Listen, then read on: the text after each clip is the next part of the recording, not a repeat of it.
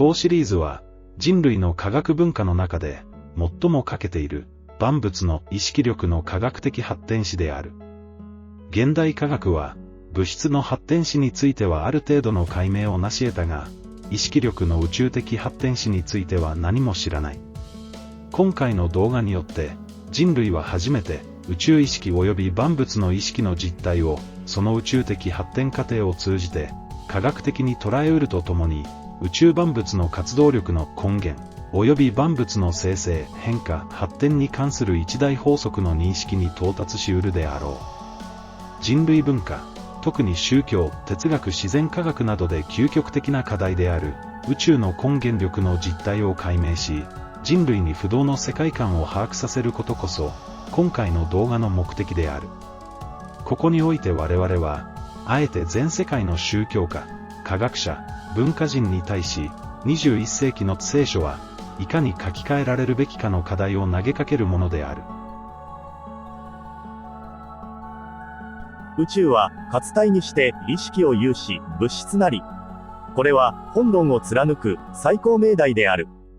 宇宙は瞬時も休止することのない活動体で、その根源体は物質力を持つと同時に意識力を併有する。万物はこの意識力によって自ら合法則的活動を続けている物質である。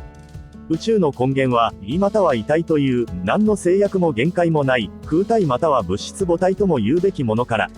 物質原子体として自生する意志、すなわち運動意識を有する最小単位の運動原子を総子とする。この意志は自然に寄生する物質の運動力または進化力、機能として吸引と廃却の運動を起こし、浮遊状態のまま他の意志群と修正及び分裂の運動をなし、その修正体には意志の有する単純な機械的運動意識の集積として積極的合目的活動能力を有する意識が生じる。すなわち意志の量的発展体としてその運動機能が高度化される。意志の修正体に生じた意識はさらに自らをより高度な組織体へ発展させるため、自己の修正体内の意志群を2つの異なった組織と力、機能を有するより高度な意識体へ発展させ、ついに万物創造の気力として定型化された電性意識力及び理性意識力を生み出す。この両意識は同一修正体内で交互不利相互援助の包容交互の形態を保つ作用関係に置かれて、宇宙万物の造成を営む気力として活動する。この両意識力のたゆみなき発展的創造的自己運動の悠久なる過程の一定段階が宇宙万物の形成となり、太陽、星、地球、生物、人類などの完成となった。宇宙のこの進化活動はルテン運動によって続行され、太陽、星、地球などはその運動の過程で意志群が集成から凝集、凝固へ進み、ついに固体化したものである。そして諸元素や諸生物、人類などはこれらの個体から第二次的に造成された。なお電性理性両意識力の自己発展によってできた天体系がその安定整備期に入る頃には、全宇宙で有象無象の活動を続けていた無限数の分裂意識中枢は全宇宙的規模で強大な連携意識体へ発展し、ついに宇宙意識宇宙体力の自己完成を見る。それは全宇宙の有象無象意識体の一体的宇宙的活動体として、まさに物質発展の最高段階として最高の機能と機動力を持つ完熟宇宙の支配者として完成する。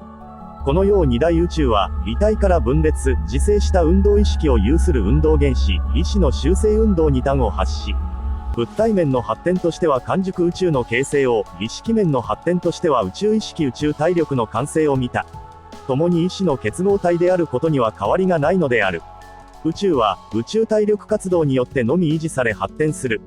したがって万物はその根底に濃淡、粗密、強弱、高の差こそあれ、すべて電性理性の両意識力を有し、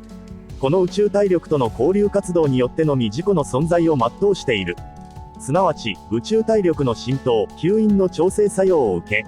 自らはこれに対し吸引廃却運動によってその浸透物質を同化し、生命体の維持伸長を図るのである。こうして宇宙万物は自覚無自覚を問わず、この偉大な宇宙体力の懐に抱かれて自己の生命活動を続けている。また万物は自己の体内においてもこの電性理性両意識力の合法則的活動を営んでいる。ここにおいて万物は自己の内部にある両意識活動の法則性を知らずに、自ら何らかの衝動でその均衡ある活動を破るときは自己崩壊に陥る。このことはまた宇宙体力の場合も同様である。すなわち宇宙体力の主導力である電星理性量意識力の合法則的包容光合活動が万一その均衡を失うときは、大宇宙界は大変動を起こし瞬時にして崩壊し去るのである。人類の生息するこの大宇宙界はこのように整然とした意識活動によってのみ維持発展している。人類はこの万物を貫く宇宙神髄の力を極め得てこそ真の自己を知り宇宙を知り神を知り得る。冒頭に掲げた命題のより詳細な解明は以後の各論に譲ることにして、これをもって総論を結ぶことにする。